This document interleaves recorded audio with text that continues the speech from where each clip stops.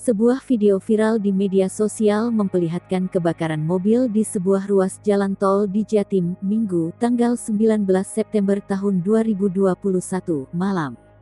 Berdasarkan rekaman berdurasi 35 detik itu, video memperlihatkan kobaran api berskala besar melumat badan kendaraan. Kobaran api yang mengamuk hingga setinggi sekitar 5 meter itu, juga sempat menyambar instalasi kabel listrik yang menjuntai antar tiang di bahu jalan ruas tol tersebut. Akibatnya, letusan-letusan kecil karena kumparan kabel meleleh terjilat api, sempat terjadi. Insiden tersebut terjadi di Tol Malang-Surabaya KM 62B, Minggu, tanggal 19 September tahun 2021, malam.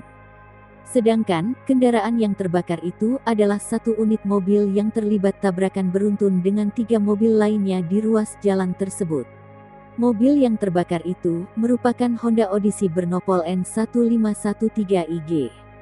Pihak kepolisian belum dapat memastikan identitas si pengemudi mobil tersebut karena masih dalam perawatan kesehatan di rumah sakit RS terdekat. Menurut Kasat PJR Ditlantas Polda Jatim AKBP Dwi Sumrahadi, insiden tersebut menewaskan 1 orang dan menyebabkan 2 orang lainnya mengalami luka ringan. Korban tewas itu adalah 1 orang penumpang mobil Honda Odyssey yang terbakar.